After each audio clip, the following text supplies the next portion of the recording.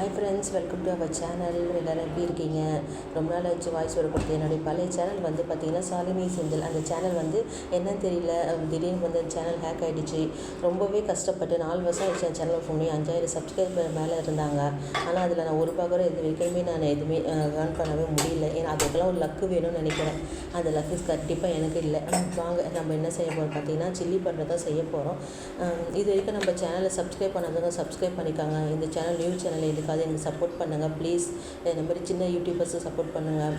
இப்போ வந்து பார்த்திங்கன்னா சில்லி பரோட்டா வந்து பரோட்டா கடையில் வாங்கின பரோட்டா தான். அதை வந்து சின்ன சின்ன பீசஸாக கட் பண்ணி வச்சுருக்கேன். அதுக்கப்புறம் பார்த்திங்கன்னா கடையில் கொஞ்சமாக எண்ணெய் விட்டுருக்கேன். பூண்டு சின்ன சின்ன பீஸாக கட் பண்ணியிருக்கிறேன். ஒரு சின்ன இஞ்சி அதையும் பார்த்திங்கன்னா சின்ன பீஸாக கட் பண்ணி வச்சுருக்கேன். அதையும் போட்டுக்கலாம். அதுக்கப்புறம் பார்த்திங்கன்னா பச்சை மிளகாய், ஒரு பச்சை மிளகாய் இருக்குது, அதையும் வந்து சின்ன சின்ன பீஸாக கட் பண்ணிக்கிறேன். வெங்காயம் வந்து பார்த்திங்கன்னா ஒரு வெங்காயத்தை வந்து 4 கட் பண்ணிட்டாங்க. கட் பண்ணி இந்த மாதிரி ஸ்லைஸாக வந்துடும். அதையும் போட்டுக்கோங்க. இது வந்து பார்த்திங்கன்னா கடையில் வாங்கின க்ரீன் சில்லி சாஸ், இந்த ஃப்ரை ரைஸ் வாங்க பார்த்திங்கன்னா அந்த சாஸ் இது. அப்புறம் கொஞ்சமாக மேகி சாஸ் கொஞ்சம் போட்டுக்கலாம். அது போட்ட பிறகு அதுக்கப்புறம் என்ன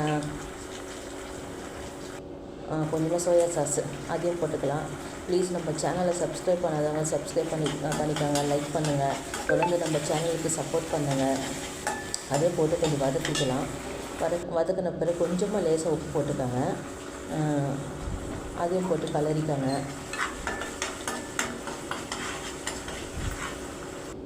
அதுக்கப்புறம் கொஞ்சமாக மிளகாத்தூள், இது குழம்பு மிளகாத்தூள் தான் நான் போட்டிருக்கேன். வெறும் மிளகாத்தூள் உங்களுக்கு வேணால் நீங்கள் போட்டுக்கலாம். இது வந்து கொஞ்சமாக காரத்துக்கு ஏற்ற மாதிரி தான் நான் போட்டிருக்கேன். அதுக்கப்புறம் பார்த்திங்கன்னா நம்ம ஸ்லைஸாக கட் பண்ணி வச்சுருக்கோம்ல பரோட்டா, அதையும் நம்ம போட்டுக்கலாம். இது லேசாக வந்து ஒரு தவாவில் ஒரு பட்டு எடுத்து வச்சுருந்தேன். நான் லேசாக ஹீட் பண்ணி அதுக்கப்புறம் கட் பண்ணி வச்சுருக்கேன். அப்போ தான் நல்லாயிருக்கும். இல்லை நீங்கள் அப்படியே பச்சையோடு அவங்க வந்து கடையில் வந்து பச்சையாக வைப்பாங்க, அப்படியே போட்டிங்கன்னா அது நல்லா இருக்காது. இந்த மாதிரி கொஞ்சம் ஃப்ரை பண்ணி போடுங்க, அப்போ தான் நல்லா டேஸ்ட்டாக இருக்கும், சாப்பிட்றதுக்கும் நல்லாவே இருக்கும். நல்லா இது போட்டு நல்லா கலரிடுங்க. அதுக்கப்புறம் கடைசியாக பார்த்தீங்கன்னா கருவேப்பிலை போட்டுக்கோங்க. அவ்வளோதான், நம்மளுடைய சில்லி பரோட்டா ரெடி. ரொம்பவே சிம்பிளாக தான் இருக்குது. பாய்.